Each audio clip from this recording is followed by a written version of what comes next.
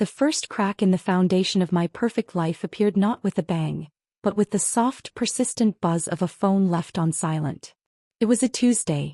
The air in our modern open-plan apartment was still, smelling of the lemon-scented cleaner our housekeeper used and the faint, hopeful aroma of the prenatal vitamins I'd just swallowed. I was 8 weeks pregnant. We were 8 weeks pregnant. The thought was a little sun warm and private inside my chest. Leo, my husband of 5 years, was already gone for the day, off to his high-powered job as a commercial real estate developer. He'd kissed my forehead, his cologne, something expensive and woody, lingering in the space where he'd been. "Take it easy today, Alara," he'd murmured, his hand resting for a moment on my still flat stomach. "Look after my 2 most important assets." I'd smiled, a soft secret thing. I thought his protectiveness was love. Now I wonder. The buzz came from the couch cushion. Leo's second phone, the one he said was for a new, discreet international project. He'd forgotten it. I picked it up, my fingers curling around the cool, black casing. It was an instinct, a wifely instinct, to take it to him so he wouldn't be inconvenienced. The screen lit up with a preview of a message. "Chloe, last night was incredible. I can't stop thinking about you. When can I see you again?" The world did not tilt. It did not shatter. It simply froze, the lemon-scented air turning to ice in my lungs. Chloe. My best friend since college. The one who had helped me pick out my wedding dress. The one who had cried with me when I'd gotten the positive test. The one who had sat at this very breakfast bar just last week, lamenting her own single life over a glass of wine she'd insisted I shouldn't have anyway. A cold, clinical detachment settled over me. I didn't type in his passcode. I just sat there, the phone a dead weight in my hand, and watched as another message slid in. "Chloe, it feels wrong doing this to Alara, but I can't help it. What we have is too powerful." A sound escaped me, a half-choke, half-laugh that was utterly devoid of humor. Wrong? He felt it was wrong? The hypocrisy was so vast it was almost impressive. I placed the phone back on the cushion exactly as I had found it. I stood up. I walked to the kitchen and poured myself a glass of water. My hands were steady. My heart was not. It was a frantic, trapped bird beating against the cage of my ribs. The next few hours were a blur of suspended animation. I moved through the apartment, a ghost in my own home. I saw everything with new, horrifying clarity. The late nights at the office. The sudden business trips that coincided with Chloe's girls' weekends. The way he'd subtly discouraged me from returning to my design career, saying he loved having me all to himself, that my purpose was to build our home, our family. I had thought it was romantic. I had felt cherished. Now I saw the bars of a very beautiful, very gilded cage. When Leo came home that evening, he was all smiles. "Long day, sweetheart. Missed you." He spotted his phone on the couch and pocketed it without a second glance. "Ah, good. Knew I'd left it. How was your day?" I asked, my voice sounding strangely normal, as if it were being piped in from another, saner universe. "Productive. Closed the Henderson deal." He came over and wrapped his arms around me from behind, his chin resting on my shoulder, his hands splayed over my stomach. "How are my 2 favorite people?" And that's when it broke. The dam of numbness cracked and a searing white-hot pain flooded through me. His touch, which usually felt so safe, so possessive in the best way, now felt like a violation. The words, "my 2 favorite people," were not a promise.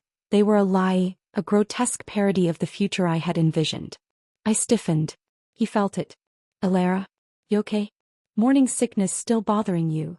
I pulled away, turning to face him. My eyes scanned his face. The strong jaw, the warm brown eyes that could crinkle with laughter, the mouth that had whispered vows to me and undoubtedly sweet nothings to my best friend. I saw the man I loved. I also saw the stranger who had destroyed me. "It's nothing," I lied, my voice a tight wire. "Just tired. I think I'll go to bed early." He looked concerned, but it was a surface-level concern. The kind you show when your primary source of irritation is a minor inconvenience. "Hey, sweetheart. Get some rest." I went to our bedroom, to the king-sized bed with the Italian linens he loved. I lay down on my side, curled into a ball, my hands instinctively cradling my womb.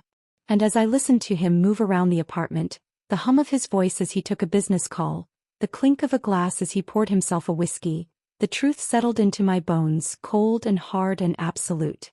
My marriage was a lie. My best friend was a traitor. And my future, the one I had so carefully, so joyfully built with Leo, was nothing more than a house of cards, already collapsing. The tears didn't come then. There was no room for them. The space inside me was filled with a terrifying, burgeoning resolve. I was pregnant. I was alone. And I had to protect us. Thus was no longer Leo and me. It was me and this tiny, fragile life growing inside me. Everything else was collateral damage. I fell into a fitful sleep, and when I woke in the deep, silent hours of the night, the plan was there, fully formed in my mind. It was not a plan born of vengeance, though the embers of that fire glowed hot. It was a plan for survival. I would not scream. I would not beg. I would not give him the satisfaction of seeing me break. I would gather my evidence. I would secure my exit. And then I would walk away from this beautiful, empty prison with the only thing that truly mattered: my child and my integrity. The foundation had cracked, and through the fissures, a new, harder version of myself was beginning to emerge. The days that followed were an exercise in surreal duality. On the surface, I was Alara, the devoted, slightly fragile pregnant wife. I made Leo's favorite meals.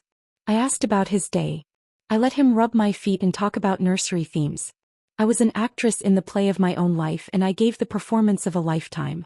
Beneath the surface, I was a strategist, a cold-eyed general preparing for a war he didn't know was coming. The forgotten phone had been a one-time gift from a careless universe. I couldn't rely on another. I had to be smarter. Started with the mundane. I began checking our shared cloud storage, the one we used for vacation photos and household documents. I found nothing incriminating, but I did find a folder named Project Chimera that was password protected. Leo had never mentioned it. I tried every password I could think of. His birthday, mine, our anniversary, the name of his first dog. Nothing. I left it, a digital ghost haunting the periphery of my investigation. Next, I turned to finances. I had full access to our joint accounts, a testament to the trust I'd thought we had. I scoured the statements, line by line. There were the usual charges: mortgage, utilities, groceries, his tailor, my yoga class. And then I saw them. The anomalies. A recurring monthly charge for a private mailbox service in a part of the city we never visited. A series of expensive dinners at an intimate French bistro, Le Coeur Secret, on nights he told me he was working late or having client dinners.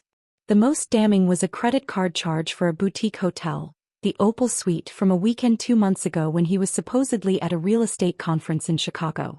I'd been here in this apartment watching rom-coms with Chloe, who had comforted me about how much I missed him. The bio rose in my throat, bitter and sharp. I took screenshots of everything, saving them to an encrypted, hidden folder on my personal laptop, a device he never used. The emotional toll was a constant, low-grade hum of agony. Every tender gesture from Leo felt like a knife twisting in the wound. When he brought me flowers just because, I wanted to scream.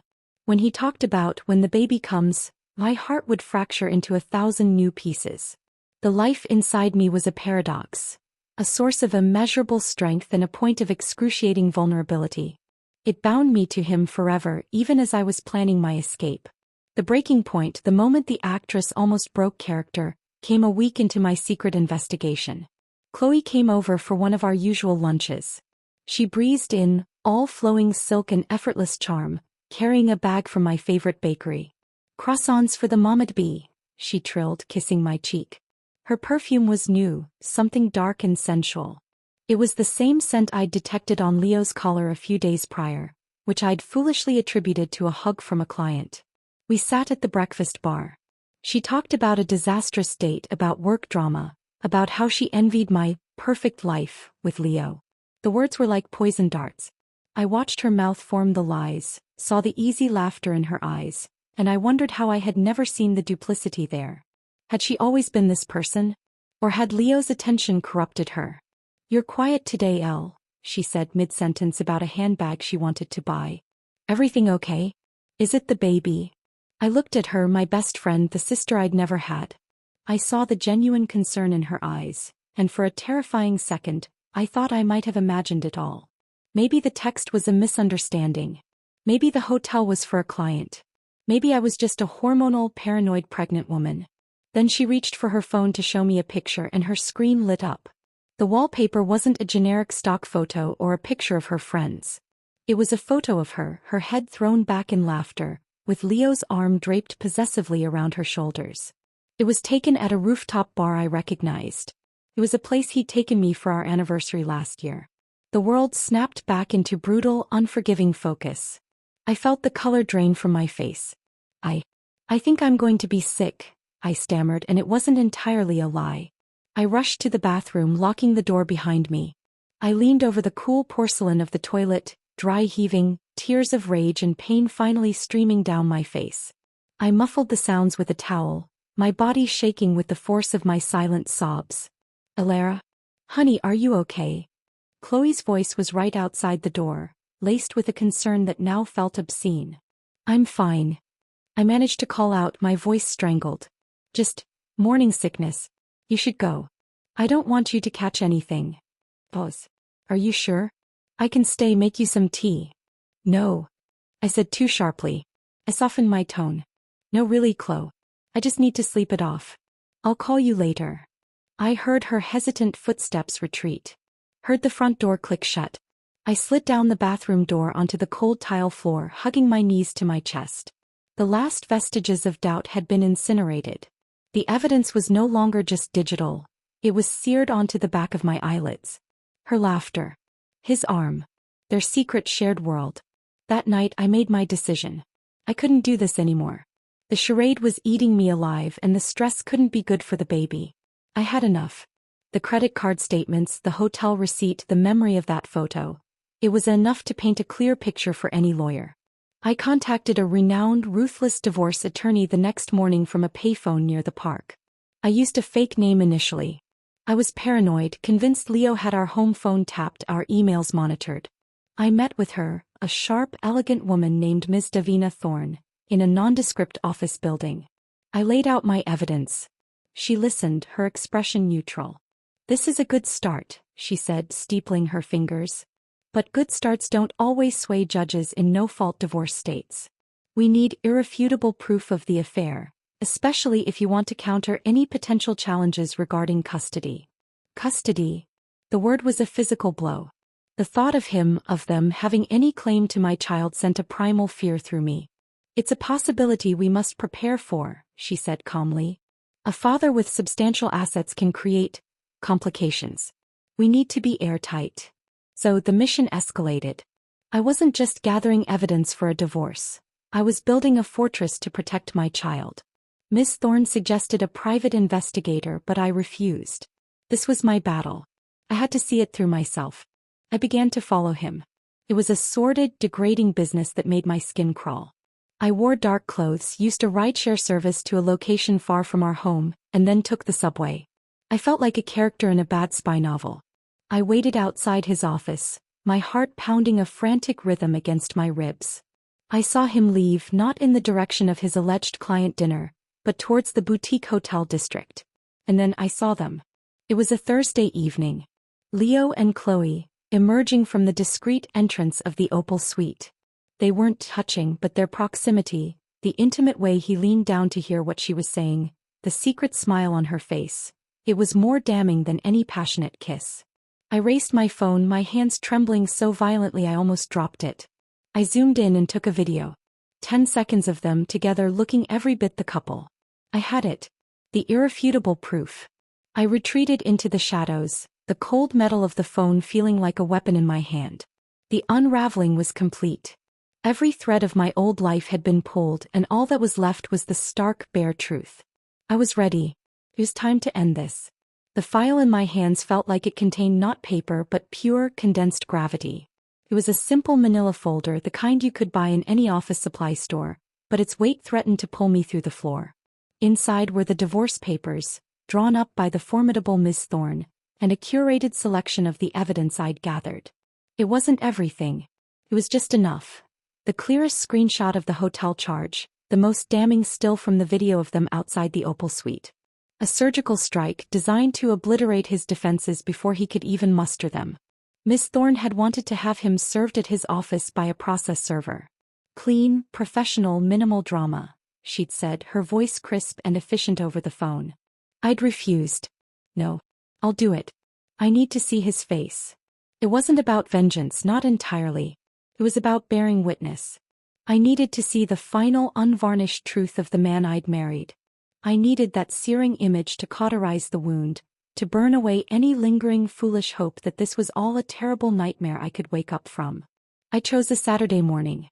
The sun streamed obnoxiously into his apartment, illuminating the dust motes dancing in the air. It was a picture of domestic bliss. Leo was lounging on the vast white sofa, scrolling through financial news on his tablet, a cup of black coffee steaming on the reclaimed wood table beside him. He was wearing the cashmere robe I'd given him for his last birthday. The sight of it, of his casual comfort in the life we'd built, sent a fresh wave of cold fury through my veins. My suitcase was already packed and waiting by the door of the guest room, a fact he hadn't noticed. My premarital savings, which I'd meticulously transferred to a new private account over the last week, were secure.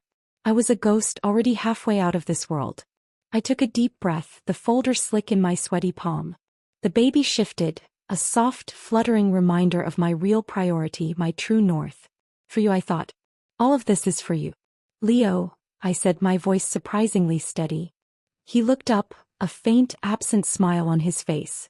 Hey, sweetheart. Sleep okay? You look pale. I need to talk to you. The tone, flat and final, caught his attention. He put the tablet down, his businessman's senses tingling. Okay? What's going on? Is it the baby? His gaze dropped to my stomach, and for a moment, a genuine flicker of concern crossed his features. It was the most painful thing I'd seen yet. It's about us, I said, walking toward him. I stopped a few feet away, not wanting to be within his reach. I held out the folder. He took it, his brow furrowed in confusion. What's this? A new design for the nursery. He said it with a condescending chuckle, the kind he used when humoring what he considered my little hobbies. Just open it. He sighed, a put-upon sound, and flipped the folder open. The smile vanished from his face instantly, wiped away as if by a cloth. His eyes, those warm brown eyes I'd loved so dearly, scanned the first page. Petition for dissolution of marriage. His jaw tightened. He flipped to the next page, saw the financial disclosures where I'd waived all claim to our joint assets, and his confusion deepened. Then his eyes fell on the photograph. I watched the color drain from his face. I saw the precise moment his brain processed the image. Him and Chloe caught in their intimate bubble outside the hotel. A vein in his temple began to pulse. His knuckles, gripping the folder, turned white. For a long moment, there was only silence, thick and heavy and suffocating. He slowly lifted his head and his eyes met mine. The man I knew was gone.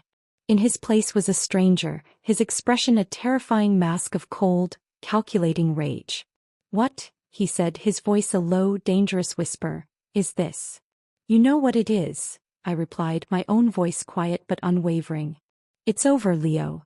He threw the folder onto the coffee table. The pages scattered, the photograph fluttering face up, a silent accuser. You followed me? The accusation in his tone was breathtaking. He was the victim here. He was the one betrayed. I did what I had to do to protect myself and my child. Your child. He stood up, his height suddenly intimidating. That's my child too. Or are you claiming otherwise now? Have you been spreading your legs for someone else too, Alara? Is that what this is? A preemptive strike because you're the one who's been cheating. The cruelty of it was a physical blow. I actually took a step back, the air leaving my lungs. I had prepared for anger, for denial, for pleading. I had not prepared for this nuclear-level projective accusation.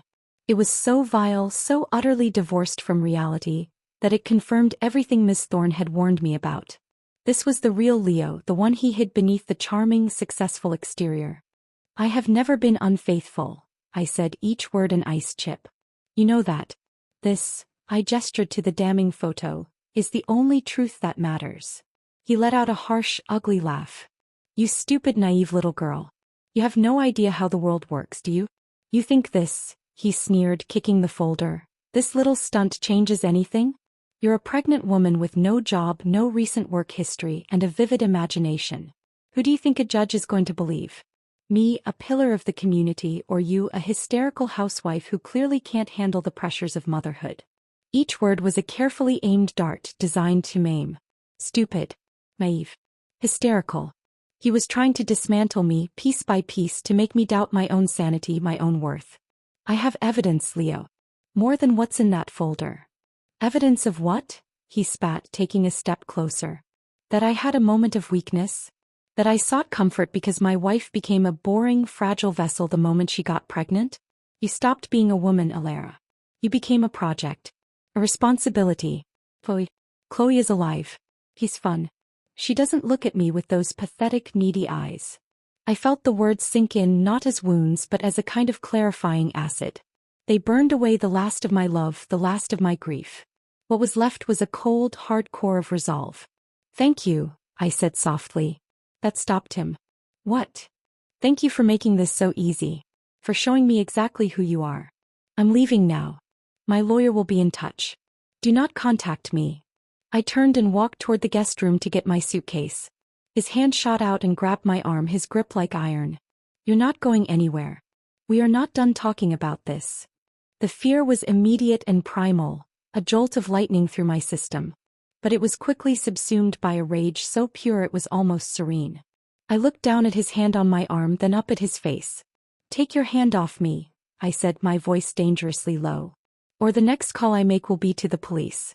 I'm sure a domestic disturbance report would look wonderful alongside the adultery evidence in our custody file. His eyes widened in sheer, unadulterated shock. He had never seen this version of me. The Alara he knew was pliable, agreeable, gentle. This Alara was made of stone and fire. His fingers loosened and I pulled my arm away as if his touch were acid. I picked up my suitcase and walked to the front door. He didn't try to stop me again.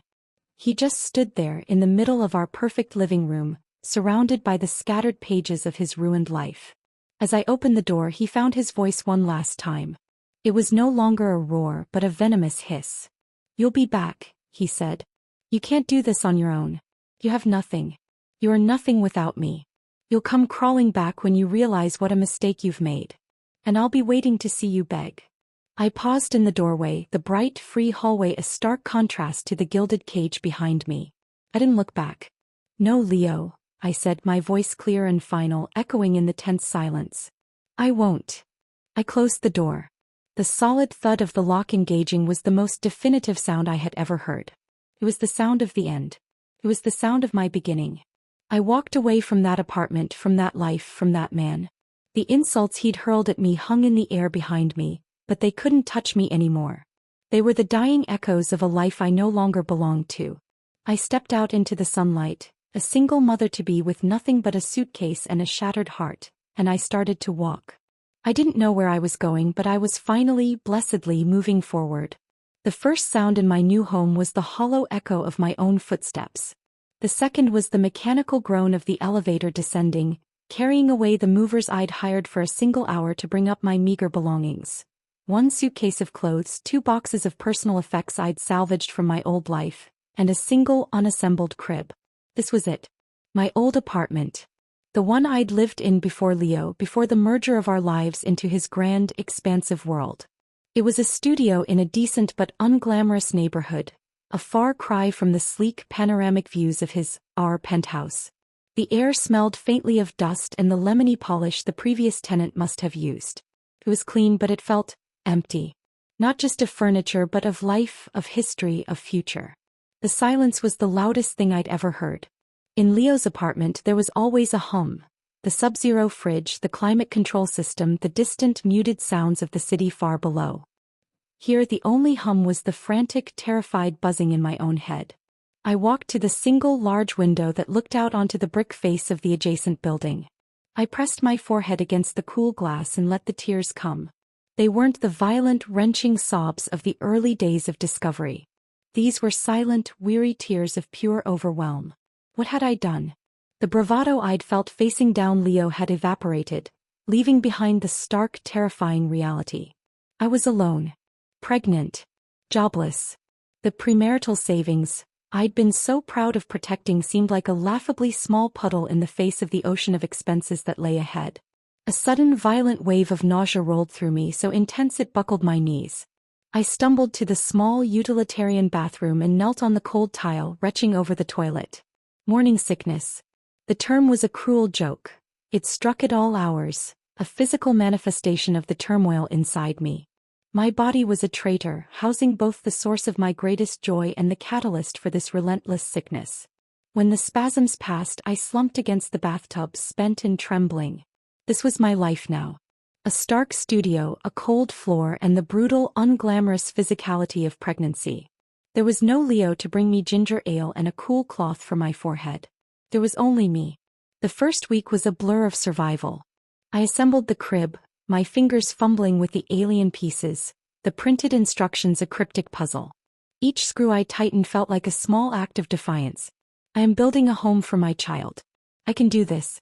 I bought a second-hand mattress and a single armchair from a thrift store. I stacked my books on the floor.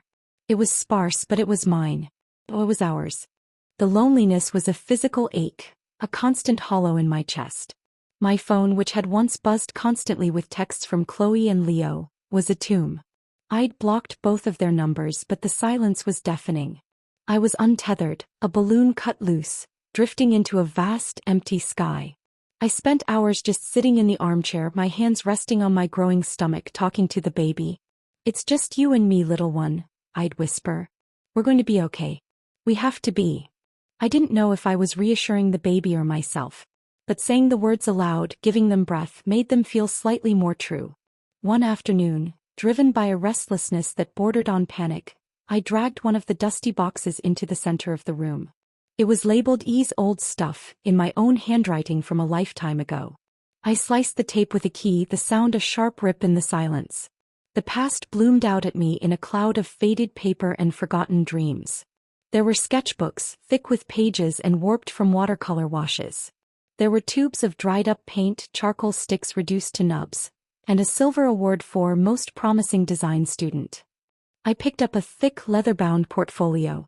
My hands trembled as I undid the ties. I spread the pages out on the bare floor. Architectural sketches. Interior concepts. Bold, sweeping lines and delicate, intricate details. A sustainable treehouse community. A library that spiraled like a nautilus shell. A home built around a central, living atrium. I saw myself in these lines. The ambitious, bright-eyed young woman I'd been a decade ago. The one who believed she could shape the world with her ideas. Lara Vance, the designer. I had buried that girl. Leo hadn't killed her, not exactly. He had just made her irrelevant. He'd admired her talent, the way one admires a charming but impractical skill like playing the harp. "It's a wonderful hobby, darling," he'd say. "But my world is demanding. I need a partner, a hostess, not someone who's going to be stressed out meeting deadlines for some client's foyer." And I, so in love, so eager to be the perfect partner, had let her fade away. I'd traded my drafting table for a wedding registry, my portfolio for a Pinterest board of canapes. I had become the boring, fragile vessel he'd accused me of being. A hot tear splashed onto a watercolor rendering of a glass-walled pavilion, blurring the green of the forest I'd painted behind it. It wasn't just grief for my marriage I was feeling now. It was grief for myself. For the life I had abandoned. I looked around the empty studio. It was a blank slate. A terrifying, overwhelming void. But as I looked at my old sketches spread across the floor, a strange, new thought began to form. A blank slate was also a canvas. Could I? After 10 years. The industry would have changed. Software would be different. I was rusty, outdated, a relic. The thought of trying to catch up was exhausting. The fear of failure was paralyzing. But the alternative was worse. The alternative was staying in this chair, in this emptiness, slowly being eroded by fear and regret until there was nothing left of me for my child. I picked up a charcoal pencil from the box. It felt foreign and familiar all at once in my hand. I pulled a fresh sheet of paper from a sketchbook and placed it on the floor. I didn't know what to draw. My mind was a void. So I just started. I let my hand move, tracing the lines of the window, the shape of the bare room, the curve of my armchair. The lines were shaky, uncertain. They were the scratches of a beginner. But they were a start. I was filling the empty canvas, not with furniture or decorations but with possibility. It was a terrifying, feeble spark in the overwhelming darkness. But as I sat there on the floor, surrounded by the ghosts of my past ambition, I cupped my hands around that spark and willed it not to go out. The spark, as it turned out, needed oxygen. And the four walls of my studio, for all their blank canvas potential, were starting to feel like a prison of my own making. My days had settled into a grim rhythm.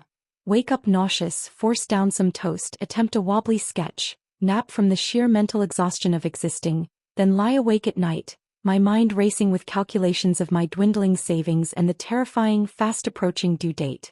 The brave facade I presented to my unborn child during the day was crumbling in the lonely dark. Leo's words, "You are nothing without me," had become a toxic earworm playing on a loop in my head. What if he was right? What if my talent was just a youthful fluke, a party trick that had long since expired? I needed a voice from outside my own echo chamber of fear. Someone who had known me before I was Leo's wife. The thought was terrifying. Reaching out felt like an admission of failure. But staying silent felt like a sentence. With trembling fingers I scrolled through my contacts, past the blocked numbers until I found it. Alistair Finch.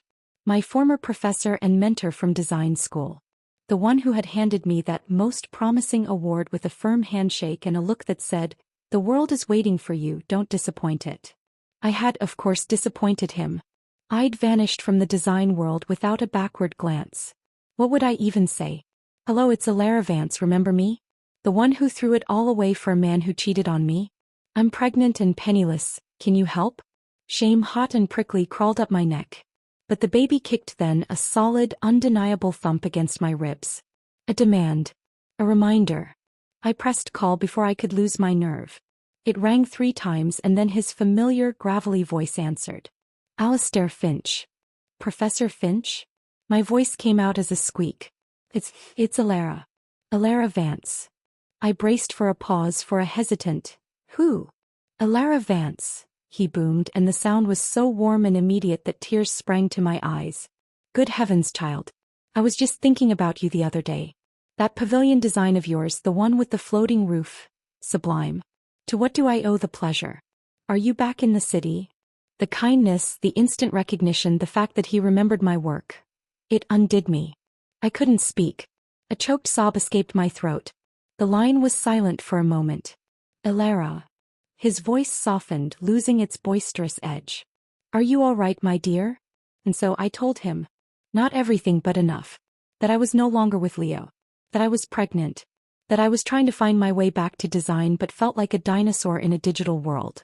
He listened without interruption. When I finished there was another pause, but this one was thoughtful, not awkward. "Well," he said finally. "It sounds to me like you've been pruning the tree." What? In gardening, sometimes you have to cut away the old, overgrown branches, the dead wood, for the tree to grow stronger. It looks brutal, bare. But it makes space for new, healthier growth. You, my dear, have just undergone a severe pruning. It's painful.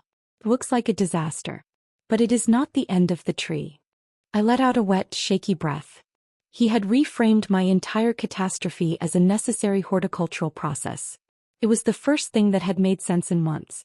"I feel so far behind," I whispered. "Nonsense," he said, his tone brisk now, all business. "Talent doesn't have an expiration date. It just goes dormant. You need to wake it up. You need a project. A real one." He told me to send him my best recent sketches, anything I had.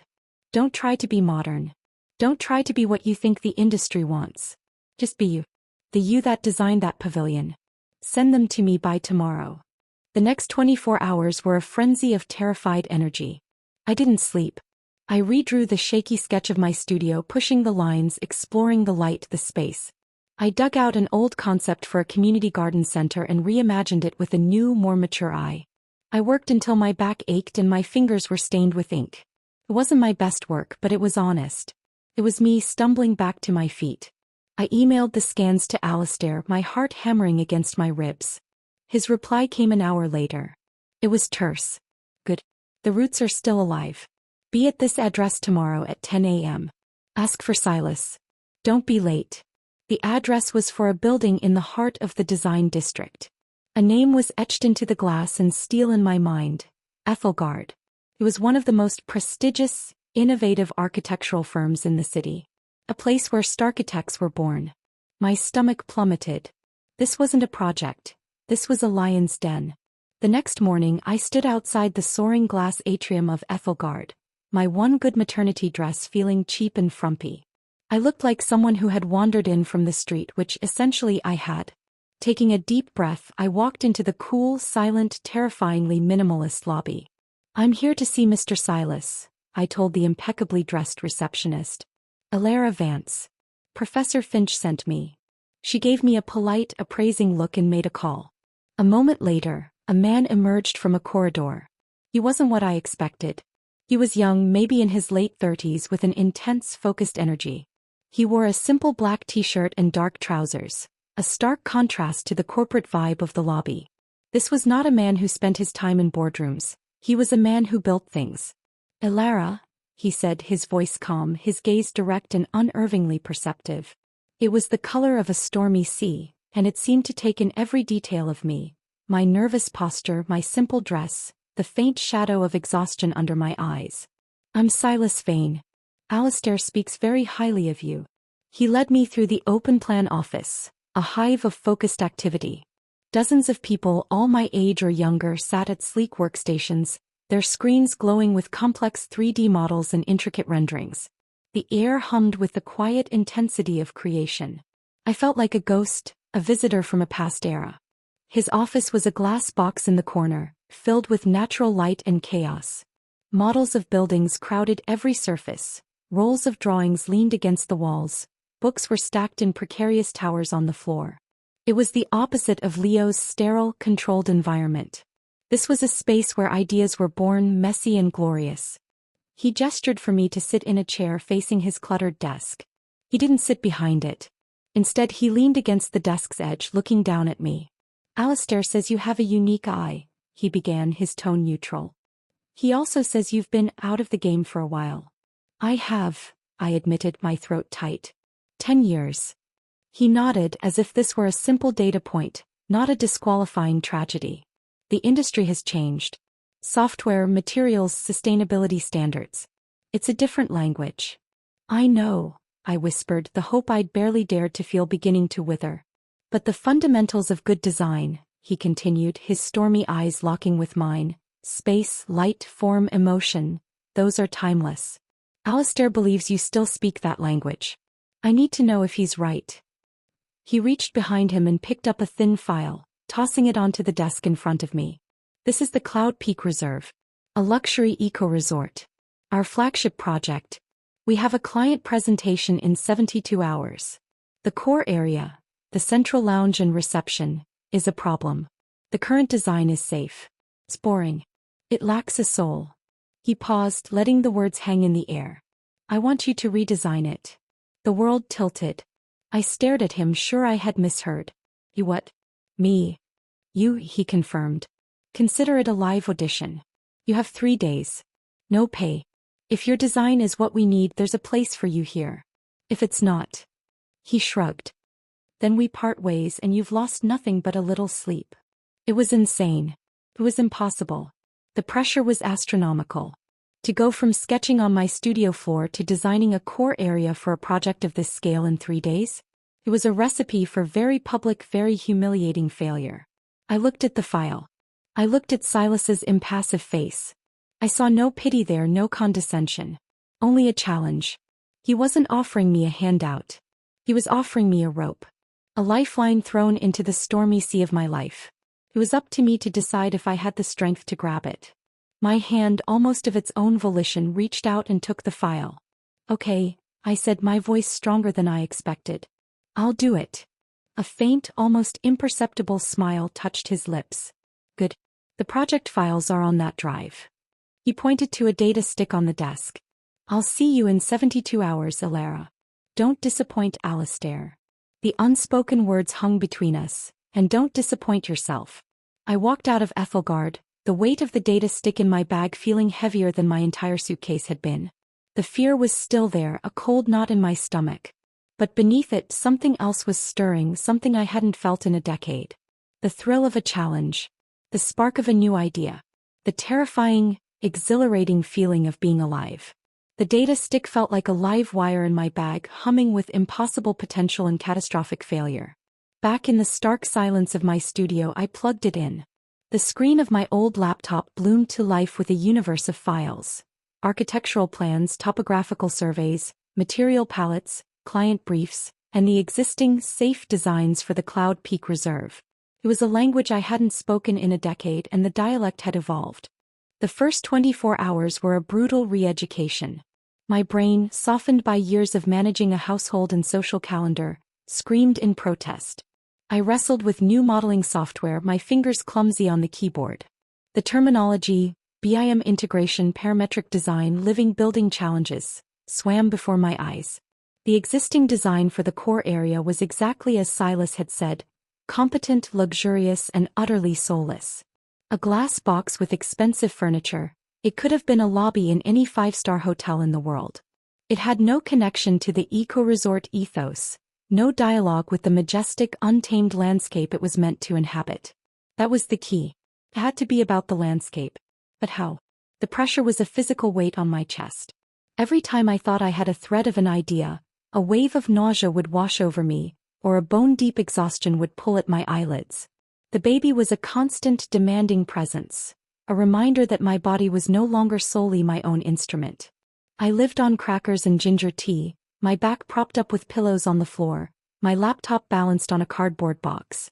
On the second morning I hit a wall. My mind was a blank, static-filled screen.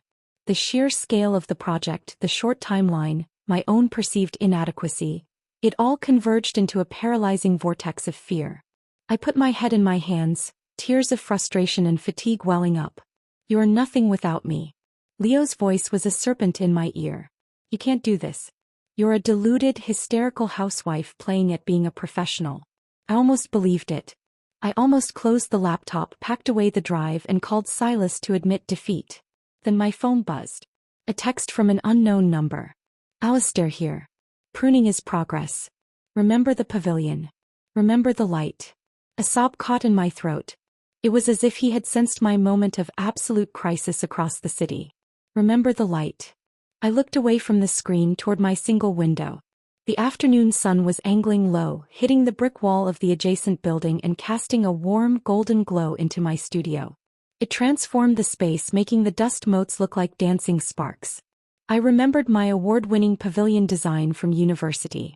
It wasn't about the structure itself, but about how it framed the light, how it invited the outside in. I looked back at the screen, at the sterile glass box. Kept the outside out. It was a fortress against the elements.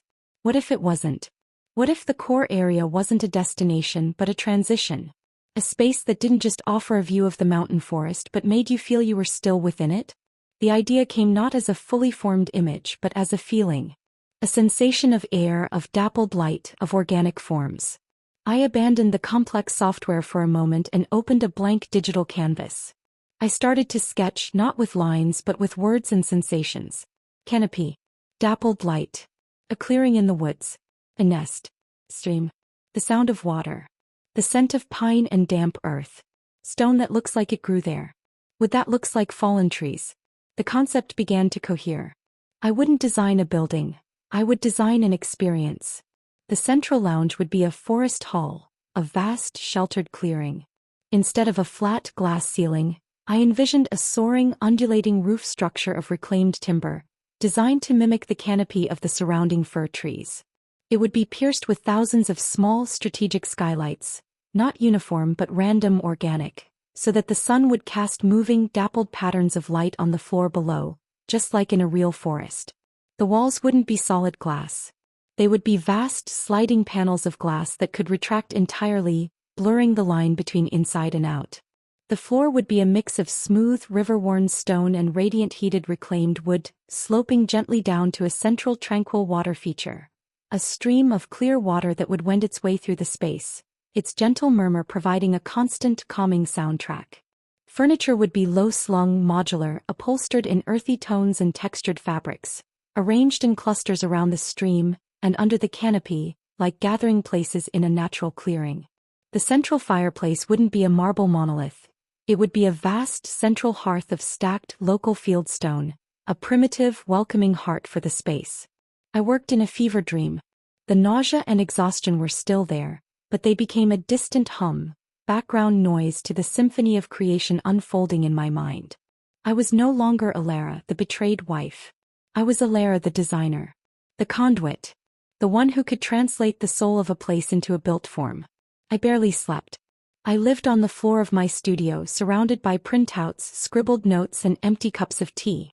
I taught myself just enough of the new software to create basic 3D massings and compelling atmospheric renderings. I wasn't presenting technical drawings. I was selling a feeling, a story. On the morning of the third day, I looked at the collection of images and words I had assembled. It was raw. It was unpolished. Some of the perspectives were slightly off. But it was alive. It had a heartbeat. I could feel it. I took a shower, the first in 2 days. I looked at my reflection in the steamed-up mirror. There were dark circles under my eyes and my face was pale. But my eyes held a glint I hadn't seen in years. A spark of defiance, of pride. I dressed in the same simple maternity dress. It didn't matter anymore. What I was about to present had nothing to do with my clothes. I transferred my presentation onto the data stick, my hands steady. The fear was still there, a fluttering in my stomach that rivaled the baby's kicks. But it was no longer the fear of failure. It was the fear of the high diver standing on the platform looking down at the water far below. It was the thrilling, terrifying fear of the leap. I was ready to jump. The conference room at Ethelgard was a temple of cool, corporate minimalism. A long, polished table of pale wood reflected the light from a wall of windows. Seated around it were Silas, a few of his senior designers, a sharp-eyed woman named Isabel, and a man with a meticulously groomed beard named David, and 3 people I didn't know. The clients. They were exactly as I had imagined. A man in a bespoke suit who looked like he owned several islands, a woman draped in quiet, expensive linen, and their advisor, a man with a calculator for a soul. They exuded an aura of polite skepticism. I felt like a cave painter who had wandered into a quantum physics symposium. Silas gave me a brief, unreadable nod. Elara. Whenever you're ready. My mouth was dry as dust. My palms were slick. I plugged the data stick into the sleek console and my first slide appeared on the large screen on the wall. A simple title, Cloud Peak Reserve, the Forest Hall. I took a deep breath, my hand instinctively resting on the swell of my stomach. For us. I'd like you to close your eyes for a moment, I began, my voice wavering slightly. The clients exchanged puzzled looks, but after a glance from Silas they reluctantly complied.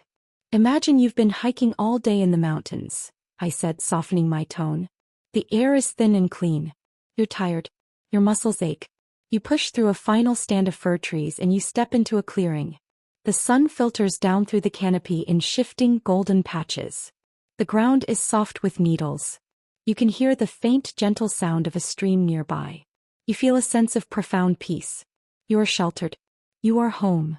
I paused, letting the silence hang. Now open your eyes. I clicked to the next slide.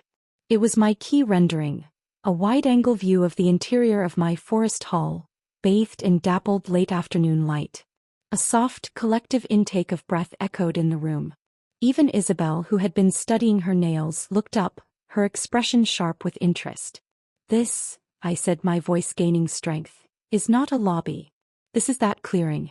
This is the forest hall. I began to walk them through it. I didn't talk about load-bearing walls or HVAC systems. I talked about the journey. I explained how the undulating timber canopy would create a sense of shelter and wonder, how the dappled light would change throughout the day, creating a living, dynamic art installation on the floor. I showed them the retractable glass walls, explaining how on a warm evening, the entire space would open to the mountain air, and the sound of the real stream outside would merge with the gentle murmur of the water feature inside. The line between the built environment and the natural world isn't just blurred, I said, clicking to a slide showing the stream winding through the clustered seating. It's erased. You are always in the forest. You are always home. I talked about the central hearth, the primitive heart of the space, a place for guests to gather, to share stories, to connect not just with each other, but with the ancient human ritual of fire. I showed the material palette, the river stone, the reclaimed wood, the textured, earthy fabrics. The current design is beautiful, I conceded, bringing up an image of the original, sterile glass box for contrast. But it is a specimen box. It puts the landscape on display under glass. My design. I clicked back to the forest hall, invites the landscape in to live with you. I finished my presentation and stood there, my heart hammering against my ribs. The room was utterly silent. The clients were staring at the screen, their faces unreadable. The senior designers were looking at me, their expressions a mixture of surprise and, was that respect? The man with the calculator soul spoke first. The engineering on that roof structure, the skylight patterning, the water feature integration, the cost analysis. He shook his head, a frown creasing his brow. It's highly complex. The budget. My heart plummeted. This was it. The practical, boring, real-world killjoy was about to shoot down my beautiful, fragile dream. But the woman in linen held up a hand, silencing him. She hadn't taken her eyes off the rendering. I was against this project, she said, her voice quiet but clear. My husband, she gestured to the man in the suit, loves the idea of a resort. I thought it was just another monument to excess. Another place to be seen. She finally turned her gaze to me. It was direct, piercing. But this is a place to be. This is a place I would go to. This is a place that feels true. Her husband nodded slowly, a smile touching his lips. She's right. It's a risk. A big one. But it's not just a design. It's an identity. It's what will set Cloud Peak apart from every other luxury eco-resort on the planet. He looked at Silas. This is the one. This is the vision. The air left my lungs in a whoosh. I gripped the edge of the table to steady myself. Silas's stormy eyes met mine from across the room. He didn't smile. But the intensity in his gaze was like a physical force. It was acknowledgement. It was validation. The rest of the meeting was a blur of technical discussions, led now by an energized Isabel and a thoughtful David, who were already brainstorming solutions to the engineers' concerns. I was no longer the center of attention. My work was. It had taken on a life of its own, and they were now its stewards. As the clients filed out, the woman in linen paused beside me. Thank you, she said softly. You haven't just designed a room. You've designed a feeling. That is a rare gift. When they were gone, the senior designers left too, already deep in conversation. Finally, it was just Silas and me in the vast, quiet room. He walked over to the console and ejected the data stick, holding it in his palm as if weighing its significance. Alistair was right, he said, his voice low. The fundamentals are timeless. He looked at me. That wasn't just a solution to a design problem, Alara. That was a point of view. That was a voice. And this industry is starved for original voices. He held out the data stick. The job is yours. Lead designer on the Cloud Peak project. Your team starts tomorrow. The words should have elated me. They should have sent me spinning with joy. But instead, a profound, bone-deep calm settled over me. It was the feeling of a key turning in a lock, of a door swinging open onto a world I was meant to inhabit. Thank you, I said, taking the data stick. Felt different now. Lighter. It was no longer a test, it was a tool. Don't thank me, he replied, a faint, genuine smile finally gracing his features. You did the work. You walked through the fire. His eyes flickered down to my stomach for a brief moment, then back to my face. And you brought something beautiful out of the other side. I walked out of Ethelgard not as a supplicant, not as a ghost, but as a colleague. A designer. The sun on my face felt warmer, the city sounds felt like a symphony. I had faced down the crucible, and I had not been found wanting. I had been remade. The first month as lead designer was a new kind of crucible, one of collaboration and construction rather than solitary creation. My forest hall was the approved vision, but now it had to be built. I was no longer a lone voice in the wilderness. I was the conductor of an orchestra of brilliant, sometimes skeptical minds. My team, Isabel, David, and 3 others, were initially wary. They saw the pregnant newcomer with the decade-long gap on her resume, the one who had bypassed the traditional hierarchy with a single flashy presentation. David tested me immediately, questioning a detail about the structural integration of the stream, his tone laced with polite doubt. Instead of being cowed, I surprised us both. I listened, then I walked to the whiteboard. You're right, the current joinery is wrong. What if we... And I sketched a new detail, one that solved the waterproofing issue he'd raised while enhancing the organic flow of the water. It was an idea that had come to me in the shower that very morning. David stared at the sketch, then nodded slowly, a glimmer of respect in his eyes. That could work. That could actually work very well. That was the turning point. I didn't have all the answers, I was painfully aware of the gaps in my technical knowledge, but I had the vision and I was a quick study. I learned from them and they in turn began to trust my eye, my unwavering commitment to the feeling of the space. Isabel, the sharpest CAD technician I'd ever seen, became my greatest ally, translating my abstract concepts into buildable realities with breathtaking speed. Silas was a constant, demanding presence. He pushed us, questioned every decision, forced us to defend our choices. But his critiques were never destructive. They were refining fires. In his chaotic office, over late-night coffee, we would debate the angle of a skylight or the texture of a stone. He didn't treat me with kid gloves because I was pregnant. He treated me like a designer, and it was the greatest gift he could have given me. One evening about 2 months in, I was the last one in the office, fine-tuning a material sample board. The baby was kicking vigorously as if adding its own commentary. I felt a presence in the doorway and looked up to see Silas. "You should go home, Alara. Rest." "I just want to get this right," I said, gesturing to the samples of wood and stone. The client loved the feeling, but the feeling lives or dies in these details. He came in and picked up a sample of the river stone I had specified. "It's right," he said simply. "You have an instinct for this. It's unnerving." "It's all I have right now," I admitted with a tired smile. "Instinct and a lot of caffeine-free tea." He put the stone down, his expression turning serious. "I heard about your husband, Leo Mercer. A real piece of work." The mention of Leo's name in this sanctuary felt like a violation. I flinched. "How?" "Alistair told me the broad strokes.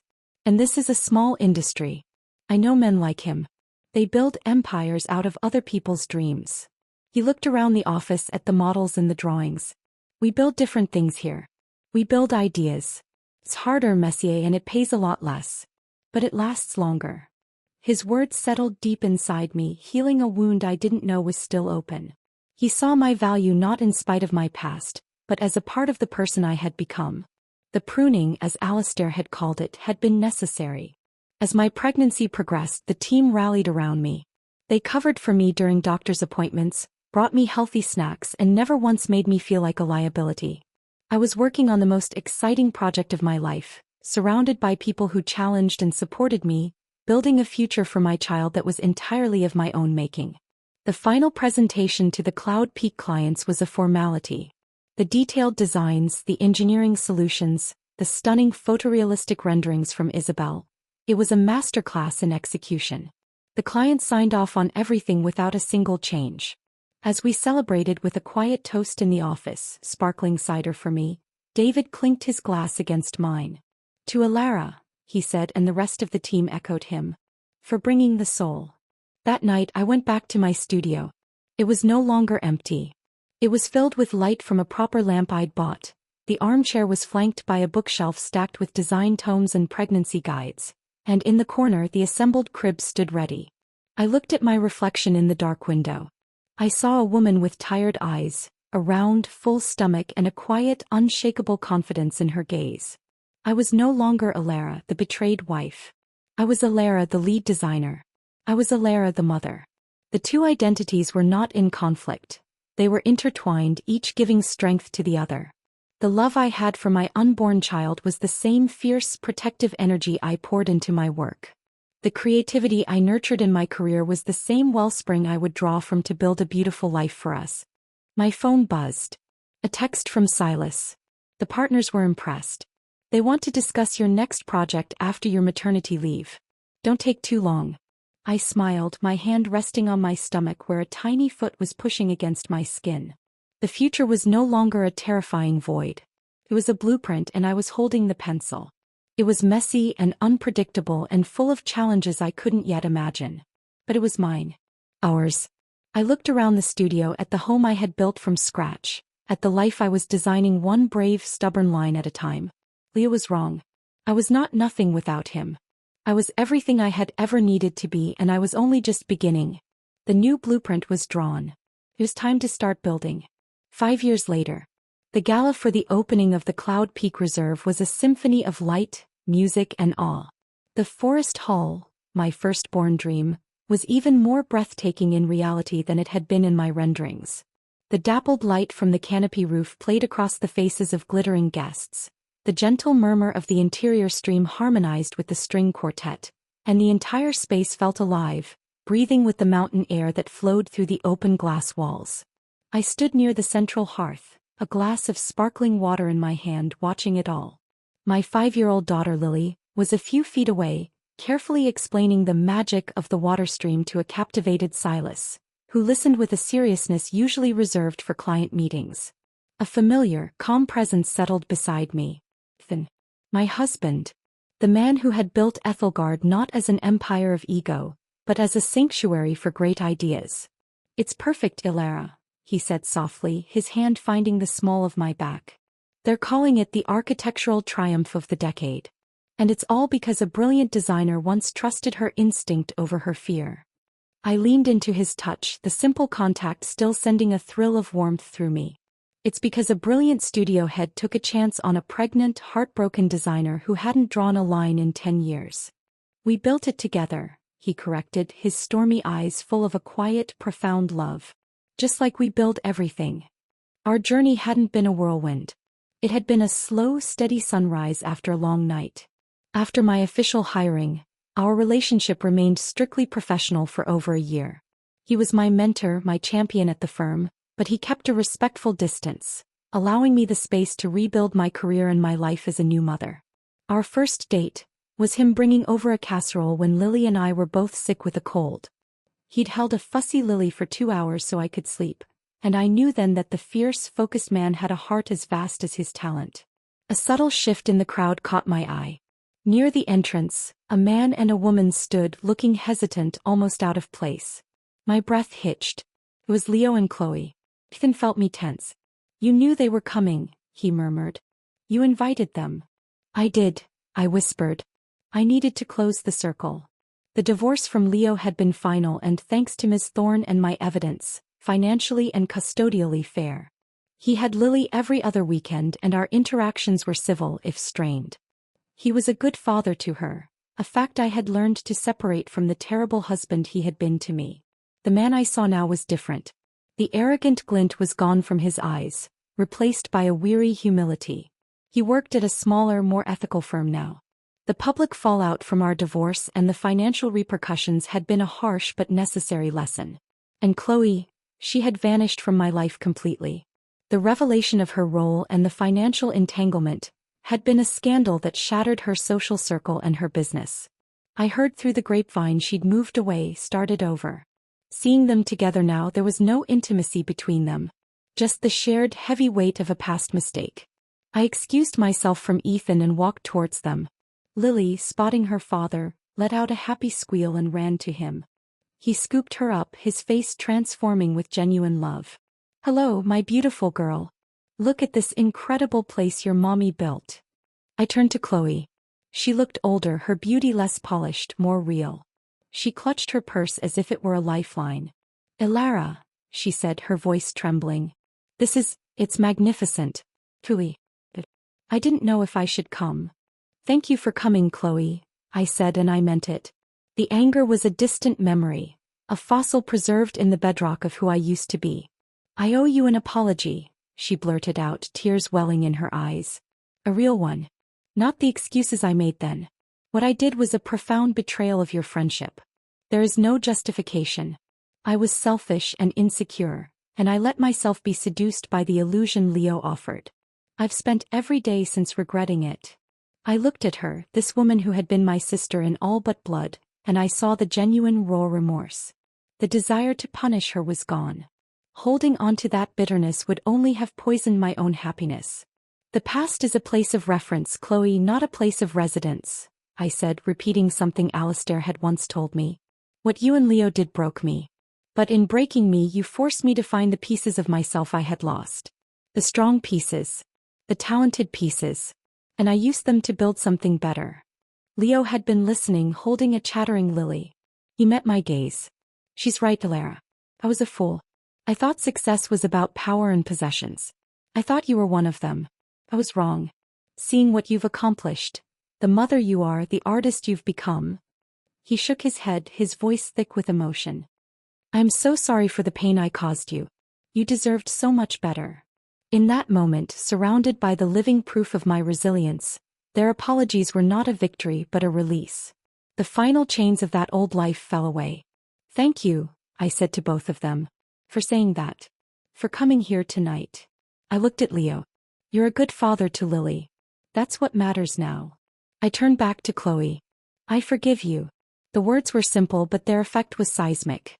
Chloe's shoulders, held so tight with tension, finally relaxed and she wept silent tears of relief. Leo nodded, a weight visibly lifting from him.